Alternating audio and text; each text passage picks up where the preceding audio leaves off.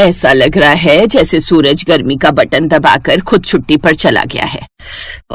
इतनी गर्मी आज तक नहीं पड़ी जैसी अब पड़ रही है। ठंडकपुर नहीं, गरमपुर नाम होना चाहिए हमारे गांव का। यहाँ तो रोटी बिना चूल्हे की भी सिक जाए।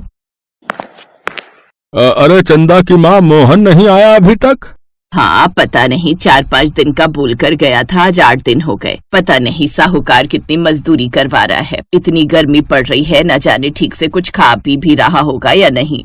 गर्मी की वजह से ठंडकपुर गांव में सभी परेशान थे। जानकी का परिवार गरीब था। मोहन मजदूरी का काम करता था। उसी सिलसिले में वो पिछले 8 दिन से ढोलकपुर गांव के साहूकार के पास काम कर रहा था। वहीं एक बूढ़े मजदूर से मोहन की बातचीत शुरू हो गई। बूढ़े मजदूर की एक दिन तबीयत खराब थी। मोहन ने अपने साथ साथ उस मजदूर का भी काम कर दिया। ये देखकर मजदूर की आंखों में आंसू आ गए। अगले कुछ दिनों तक मोहन दीनू नाम के उस मजदूर के हिस्से का काम करता रहा।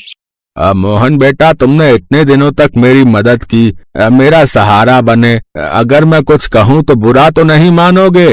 नहीं चाचा, बोलिए। आप उम्र में बड़े हैं, मैं आपके बेटे की तरह हूँ। हक से बोलिए।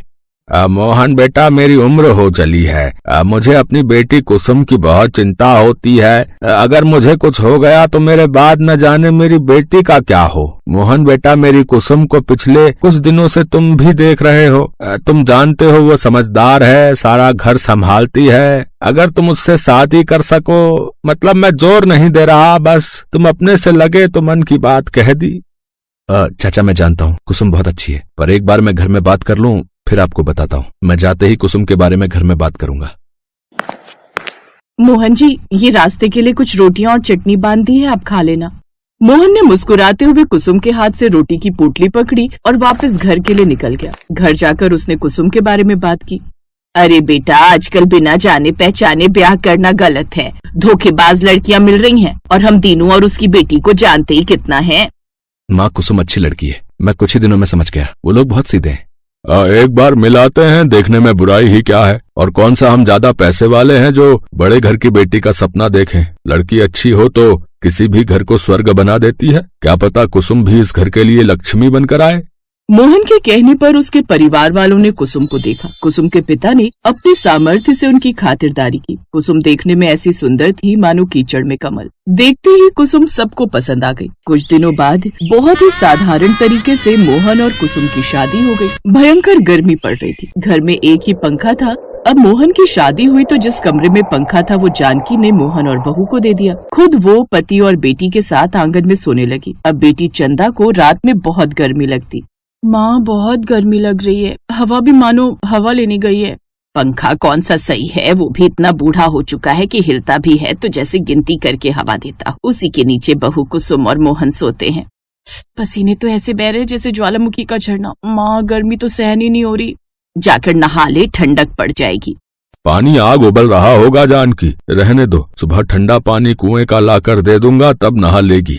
कुसुम कमरे में से सब कुछ सुन रही थी। मोहन तो दिन का थका हुआ था तो गर्मी में भी गहरी नींद में सो गया, पर कुसुम को गर्मी में नींद नहीं आ रही थी। अगली सुबह सब लोग अपना अपना काम कर रहे थे, तभी कुसुम सास से बोली, माँ जी, मैं जरा बाजार हुआ।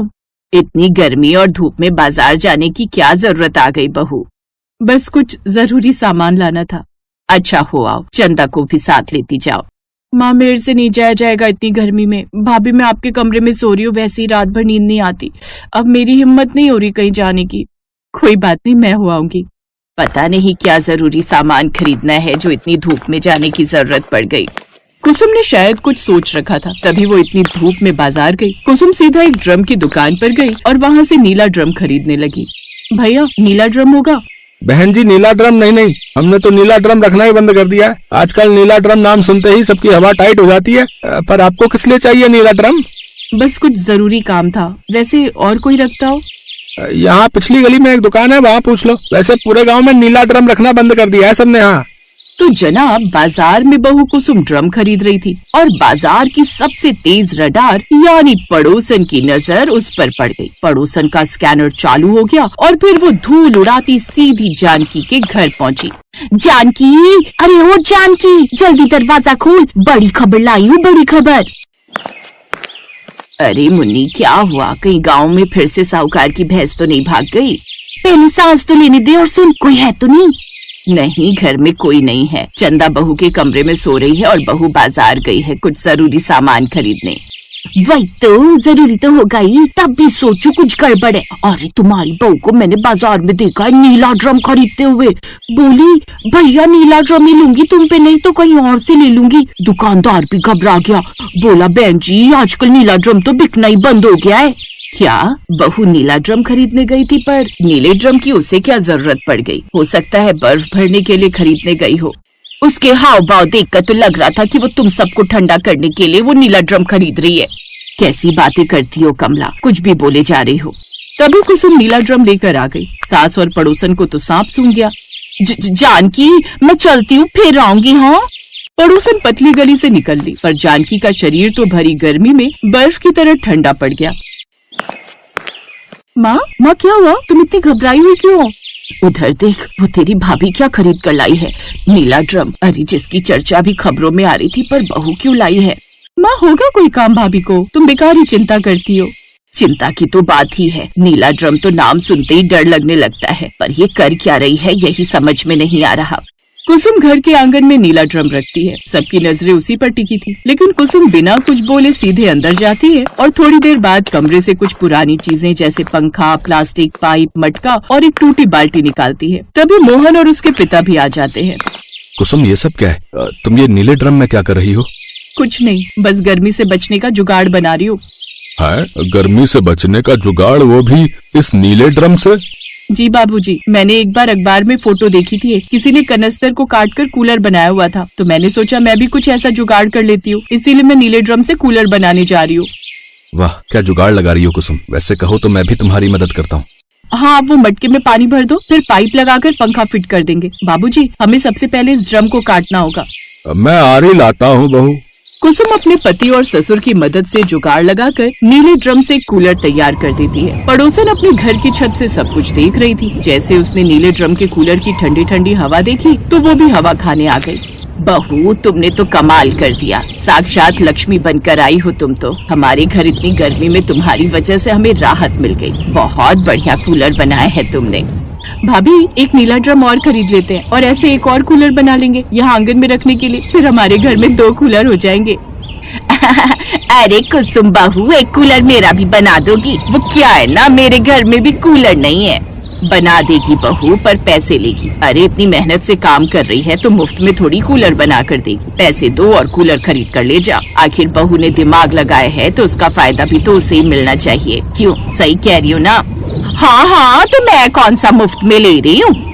सास ने तो ऐसे ही बात कर दी थी, पर सचमुच पड़ोसन तो उसी समय 500 का नोट लाकर कुसुम के हाथ में थमा दिया। वैसे तो ये सही भी था, कुसुम ने भले ही जुगाड़ लगाया था, पर मेहनत तो हर काम में ही लगती है और मेहनत के पैसे लेने में कोई बुराई नहीं। धीरे धीरे गांव के सभी लोग अब कुसुम से नीले ड्रम का कूलर बनवाने लगे। कुसुम ने अपने परिवार को तो गर्मी से राहत दिलवाई ही, साथ ही अपने ठंडकपुर गाँव में नीले ड्रम से कूलर बनाकर ठंडा करने में मदद की। अब कुसुम की इस जुगाड़ू कोशिश की वजह से उसकी कमाई भी होने लगी, साथ ही लोगों को गर्मी से राहत भी मिली। कुसुम ने अपने पिता को भी एक नीले ड्रम का कूलर बनाकर चौंका दिया। दीनू को भी अपनी बेटी पर बहुत गर्व था।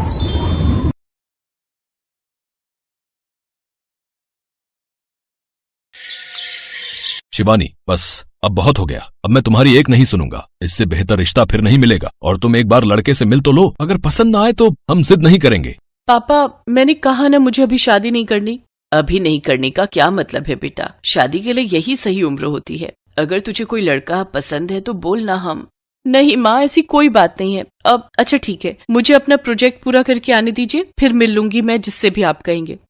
ये है शिवानी, जो अपने माता पिता की इकलौती बेटी है और शहर में बड़े ठाट बाट से रहती है। शिवानी के माँ बाप उसकी शादी करना चाहते हैं, लेकिन शिवानी इसके लिए तैयार नहीं है। वो बात को टालकर अपने कॉलेज प्रोजेक्ट के लिए निकल जाती है, जिसके लिए उसे अपनी टीम के साथ कुछ दिन एक पिछड़े गांव में बिताने थे। वो जिस गांव में थी वहां बस कुछ दिन पहले ही बिजली की सप्लाई शुरू हुई थी। यही वजह थी कि यहाँ के लोग शहर के ऐशो आराम से पूरी तरह अनजान थे। भले ही इस गांव में शहर के ऐशो आराम ना हो, लेकिन फिर भी यहाँ कितना सुकून है। यहाँ की हवा से लेकर यहाँ के लोग कितने अच्छे हैं ना। सही बोला तूने, सच में शहर के शोर शराबे से दूर कितना अच्छा लग रहा है यहाँ। शिवानी और उसकी दोस्त बातें कर ही रही थी कि तभी शिवानी की नजर खेत में काम कर रहे एक लड़के पर पड़ी। अंजलि, उधर उधर देख तो जरा। ओह वाह, क्या बॉडी है उसकी, और मसल्स तो देख इसकी।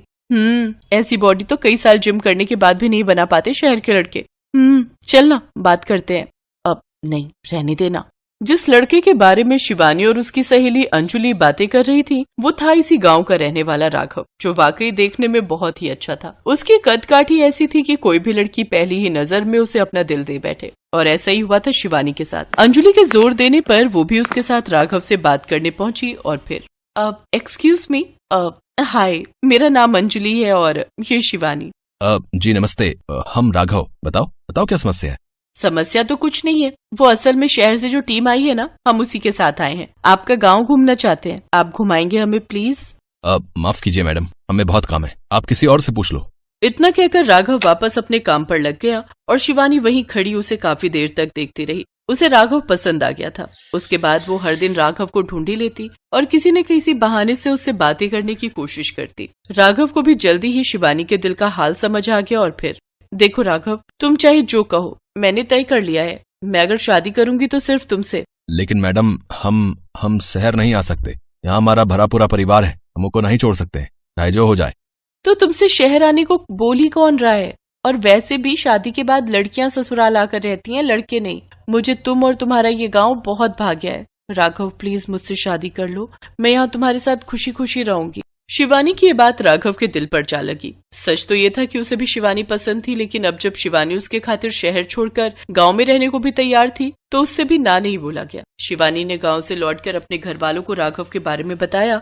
फिर काफी नानुकुर के बाद आखिरकार शिवानी के माता पिता को झुकना ही पड़ा और इस तरह शिवानी और राघव की शादी की तैयारियां शुरू हो गई। पापा, एसी बुक करने की कोई जरूरत नहीं है, वहाँ गांव में अभी लाइट के कनेक्शंस हुए हैं तो वोल्टेज इतने नहीं आते कि एसी चल सके। आप ऐसा कीजिए, एक अच्छा सा कूलर ही खरीद दीजिए, बस वही काफी होगा। और वैसे भी गांव में शहर से कम गर्मी होती है तो वहाँ कूलर ही बहुत है। शिवानी जानती थी कि गांव में उसकी जिंदगी आसान नहीं होगी, लेकिन फिर भी राघव के लिए वो अपने सारे ऐशो आराम छोड़ने को तैयार थी। जल्द ही शिवानी और राघव की शादी हो गई और शिवानी के साथ उसका कूलर भी उसके ससुराल आ गया। अरे ये का बला है भाई, देखो तो पहले कभी नहीं देखे। हवा डिब्बे वाला मशीन है बाबा, बिजली से चलत है यो। राघव का बड़ा परिवार था, उसके माता पिता, चाचा चाची और उसकी छोटी बहन सब साथ ही रहते थे। और फिर एक दिन, सुनो ना, अब काफी गर्मी होने लगी है, आप ये कूलर का कनेक्शन कर दो ना। हाँ, बस एक बार हम घर में बत्ती से कनेक्शन करवा ली हैं, तभी कूलर चल पाया है तुम्हार। अब ठीक है, कोई बात नहीं। अगले दिन राघव अपने घर में लाइट का कनेक्शन करवा लेता है और फिर बारी आती है कूलर को बिजली से जोड़ने की। राघव कूलर का कनेक्शन करने जा ही रहा होता है कि तभी उसकी माँ आकर उससे कहती है, अरे लल्ला, जो का कर रहे हो तुम? मायो कूलर को कनेक्शन कर रहे है, और का कनेक्शन जो का होता है? का कोई खाने की चीज है का? ना मेरी अम्मा, कनेक्शन को मतलब है कि हम जा कूलर को बत्ती से जोड़ के चलान जा रहे। अच्छा लल्ला, जो कूलर वही तो है जो गर्मी में ठंडी लाई दी है। हाँ अम्मा, यो भैया। अरे अरे सबे लोग सुनो, हम आओ लल्ला, कूलर चलाने जा रहे हो, सब लोग आओ, जल्दी आओ रे। इसके बाद घर के सभी लोग घर के आंगन में आ जाते हैं और पास में शिवानी कूलर को लेकर सभी लोगों का उत्साह देखकर हंसे जा रही थी। सब लोग कूलर को ऐसे देख रहे थे जैसे कोई अजूबा देख लिया हो। कोई खुशी से नाच रहा था तो कोई टकटकी लगाए बस कूलर को ही देखे जा रहा था। राघव के माता पिता तो कूलर के आगे झुककर उसे प्रणाम भी करने लगे थे। कूलर महाराज, अब आप हमें चला के दिखाए दे, बड़ी कृपा होएगी। अरे बाबूजी, ये कोई इंसान या देवता नहीं है, ये तो बस एक मशीन है। अभी देखिए, बिजली से कनेक्शन होते ही ये चल पड़ेगा और फिर देगा इस गर्मी में ठंडी का एहसास। अरे भाभी, जो गर्मी में ठंडी ला दे वो देवता से कम थोड़े है। काय अम्मा, सही बोले ना हम? हाँ बेटी, तुमने बिल्कुल सही कही। और वैसे भी घर में कछु नया काम पूजा पाठ से ही होना चाहिए। जो तुम ऐसा करो, जाके आरती की थाली सजा लाओ। राघव की बहन जाकर तुरंत आरती की थाली सजा कर ले आई। असल में पूरे गांव में सिर्फ राघव का ही घर था जहां कूलर जैसी कोई चीज आई थी, तो सिर्फ घर वाले ही नहीं बल्कि गांव के लोग भी उत्सुकता से उस कूलर को चलते देखने वहां पहुंच गए थे और बड़ी ही बेसब्री से कूलर के चलने का इंतजार कर रहे थे। राघव की माँ ने बड़ी ही श्रद्धा से कूलर की पूजा की, उसकी आरती उतारी और फिर राघव जैसे ही कूलर के स्विच को ऑन करने के लिए आगे बढ़ा तो उसके पिता ने उसे रोकते हुए कहा, अरे थोड़ा रुक जा राघव, सब लोग आए के कूलर देवता के पाए छू लो भैया, उसके बाद ही ये चालू होएगो। इतना सुनकर वहाँ मौजूद सभी लोग बारी बारी से कूलर के पैर छूने के लिए आने लगते हैं और ये देखकर तो शिवानी की हंसी नहीं रुक रही थी, लेकिन किसी को बुरा न लगे इसके लिए वो सबसे मुंह छिपाकर हंस रही थी। फिर जब सभी लोगों ने कूलर को झुककर प्रणाम कर लिया तब जाकर आखिरकार राघव ने कूलर का प्लग लगाकर उसका स्विच ऑन किया। लेकिन ये क्या, कूलर तो चला ही नहीं है। जो का भयो, जो चल का नहीं रहो। हाय मोरे राम, जो तो बड़े अपसगुन हो गए हो। जरूर कूलर देवता हमसे नाराज हुई गए हैं। बताओ यहाँ कौन है जो कौन गलत काम करके आओ है, बताओ जल्दी। ऊ की वजह से ही कूलर देवता नाराज भये हैं। अरे चाची जी, ऐसा कुछ भी नहीं है। वो देखिए बस लाइट चली गई है इसीलिए कूलर नहीं चल रहा है। अच्छा तो अब हम क्या करिए बहू? करना क्या है, थोड़ा सा बस इंतजार कीजिए, जैसे ही लाइट आएगी तो ये कूलर खुद ब खुद ही चलने लगेगा। शिवानी के ऐसा कहने के बाद पूरा परिवार और गांव के लोग भी कूलर को घूरने लगे। कोई वहां से हिलने को भी तैयार नहीं था क्योंकि हर कोई बस एक बार उस कूलर को चलते हुए देखना चाहता था और उसकी ठंडी हवा को महसूस करना चाहता था। काफी घंटों के बाद सबका ये इंतजार आखिरकार खत्म हुआ जब बिजली आ गई। बिजली के आते ही कूलर तेज आवाज के साथ चल उठा और कूलर को चलते देख सभी लोग पहले तो चौंके, लेकिन फिर उसकी ठंडी हवा को महसूस कर खुशी से नाचने लगे। सबको इतना खुश देखकर शिवानी को भी खुशी हुई। भले ही उसका ससुराल गरीब और पिछड़ा हुआ था, लेकिन एक छोटी सी चीज में खुशियाँ कैसे ढूंढनी है ये शिवानी ने यहीं आकर सीखा था। उसने मन ही मन ठान लिया था कि वो अब राघव के साथ मिलकर न सिर्फ अपने ससुराल बल्कि पूरे गाँव को ऐसी कई खुशियाँ लाकर देगी।